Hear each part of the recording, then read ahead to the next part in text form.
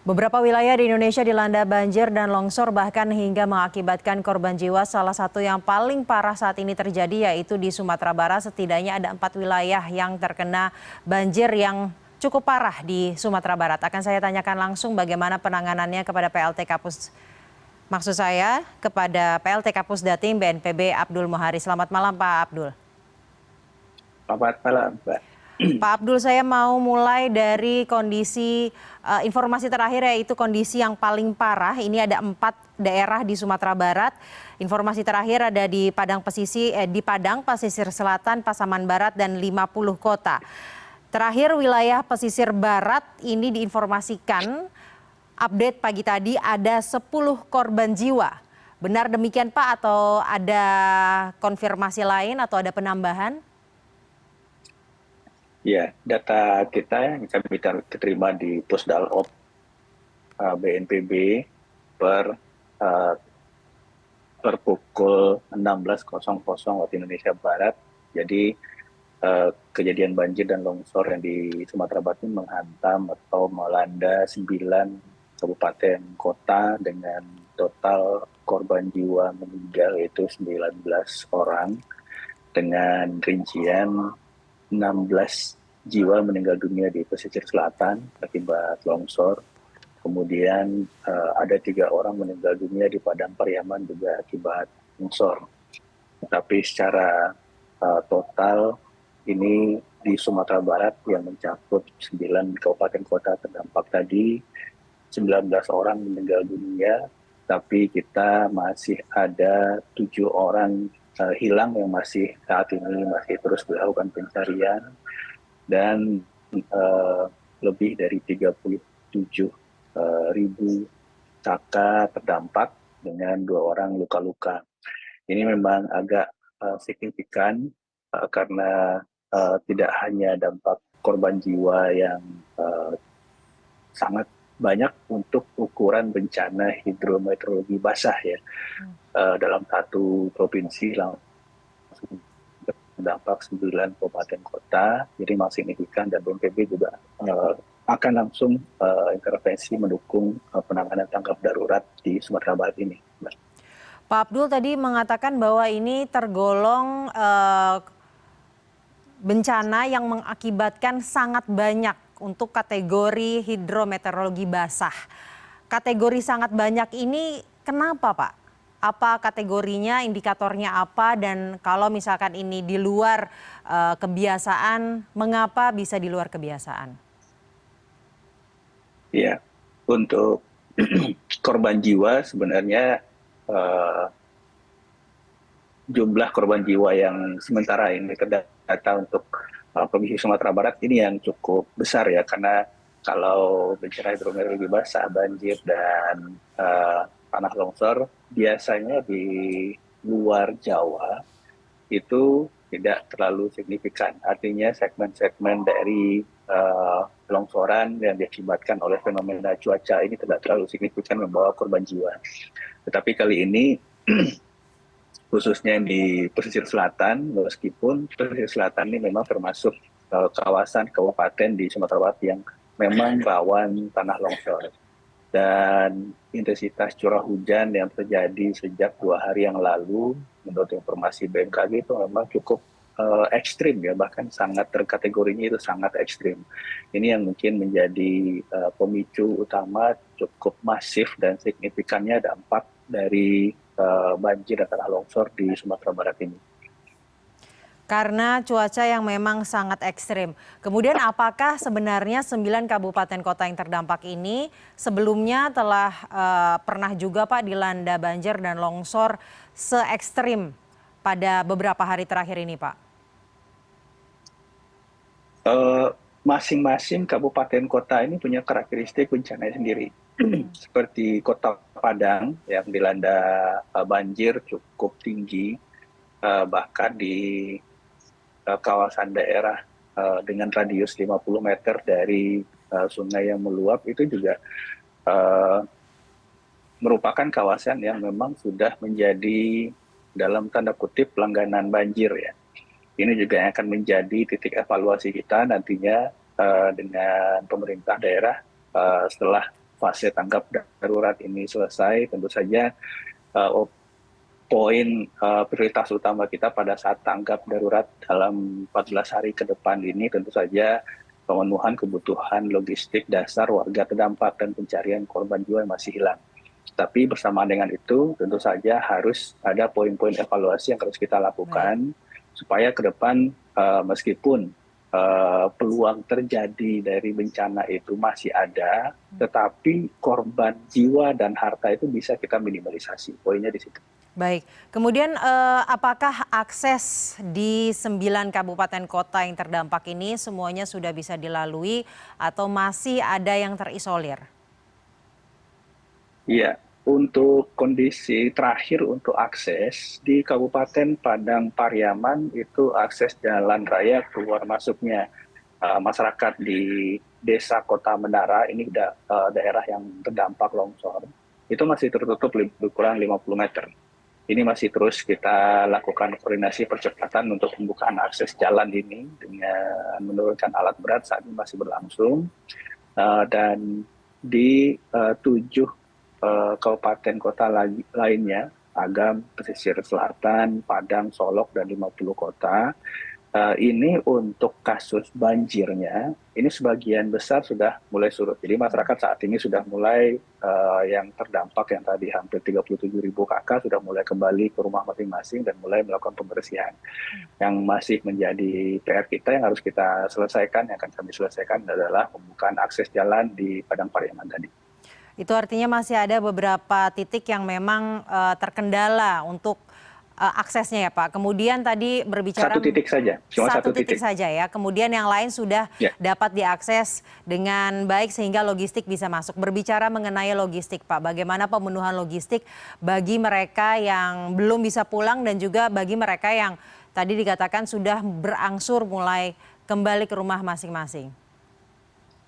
Ini yang menjadi prioritas kami dengan pemerintah daerah di fase tanggap darurat ini adalah pemenuhan kebutuhan logistik dasar yang paling utama dari masyarakat terdampak ya, sembako khususnya, dan kemudian tentu saja untuk kasus banjir, untuk kemudian bisa tidur, alat tidur, kasur, dan lainnya itu mungkin juga masih tidak bisa digunakan, maka penyediaan kebutuhan-kebutuhan sandang masyarakat, matras, tempat tidur lipat, dan lain-lain seterusnya itu menjadi prioritas kita. BNPB sudah mengirimkan, menggeser cukup banyak logistik dan logistik dasar yang kita akan alokasikan untuk 9 kabupaten kota terdampak ini. Saya bisa sebutkan mungkin untuk pesisir selatan dan Padang Pariaman dan Kota Padang. Ini ada perahu karet, pompa, tenda pengungsi, tenda keluarga, sembako, dan seterusnya.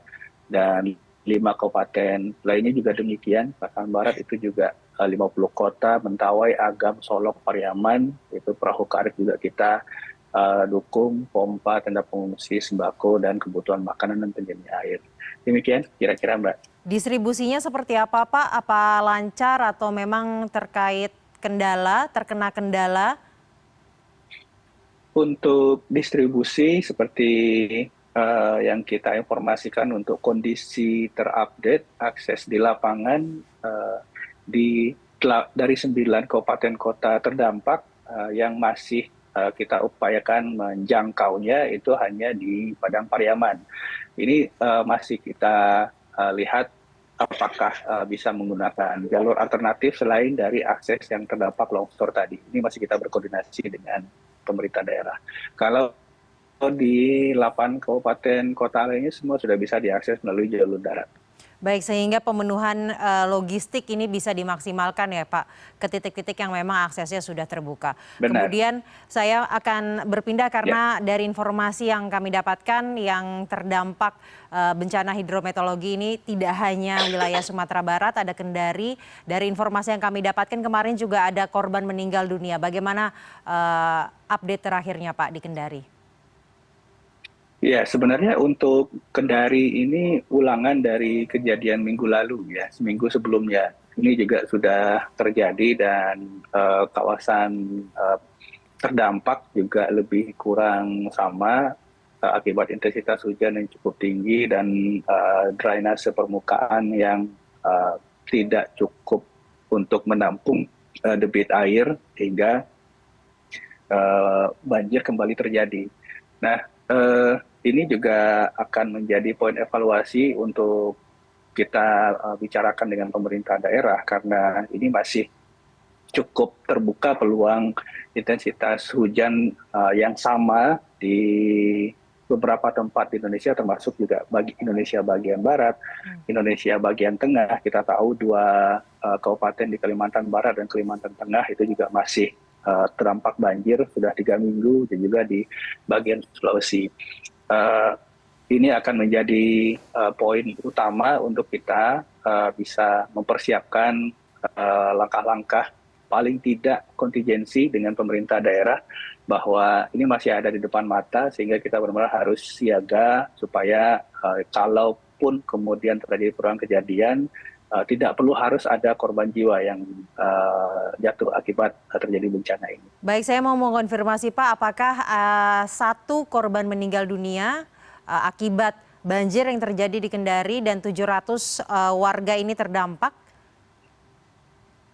Untuk Kendari kita memang menerima laporan korban jiwa meninggal dunia itu ada 1 orang, kemudian ada 715 kepala keluarga yang terdampak. Untuk kecamatan terdampak itu ada 6 kecamatan, sangat sama ya, lebih kurang sama persis dengan yang terjadi minggu lalu. Artinya memang benar-benar kondisi daerah terdampak ini perulangan dari yang terjadi minggu lalu. Baik, untuk orang hilang tidak ada ya Pak kalau di Kendari? Tidak ada. Di Kendari tidak ada yang hilang. Kondisi saat ini apakah banjir sudah mulai surut?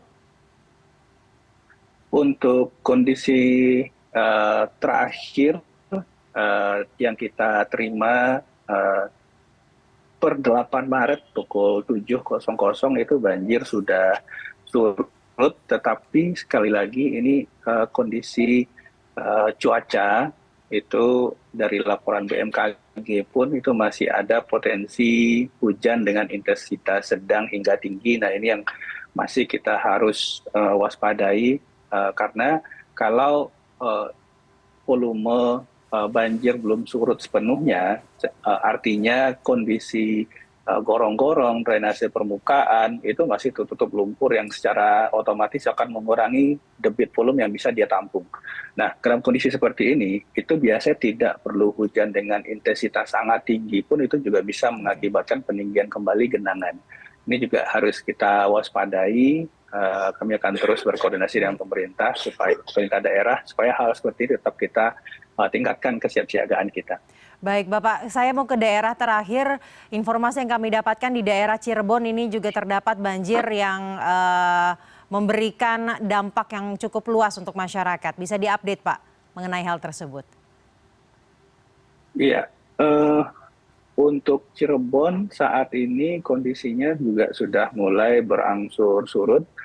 Dalam catatan kami per tanggal 7 ya, per tanggal 7 pukul 10, itu ada 6.978 KK, lebih kurang ada 19.000 jiwa terdampak dengan 2 jiwa meninggal dunia. Ini juga dari laporan masyarakat juga cukup ekstrim, artinya daerah-daerah yang mungkin selama ini belum pernah terdampak banjir, tetapi kali ini dilaporkan terdampak banjir. Nah, artinya kalau misalkan ada kawasan-kawasan daerah-daerah yang secara historis tidak terdampak banjir atau secara frekuentatif tidak mengalami perulangan tahunan, mengalami perulangan 5 tahunan tidak terdampak banjir, artinya di daerah hulu dari sungai ini itu pasti ada kondisi pengurangan atau degradasi daya dukung dan daya tampung, sehingga kemudian daerah yang dulunya tidak pernah terkena banjir saat ini terdampak banjir. Ini juga harus menjadi poin evaluasi kita bersama karena bencana hidrometeorologi basah adalah bencana yang paling dekat dengan intervensi manusia terhadap lingkungannya. Jadi kalau misalkan ada satu kawasan yang sebelumnya tidak pernah terdampak banjir, saat ini terdampak banjir, pasti ada sesuatu yang salah dengan kawasan di sepanjang daerah aliran sungai yang melintasi kawasan itu.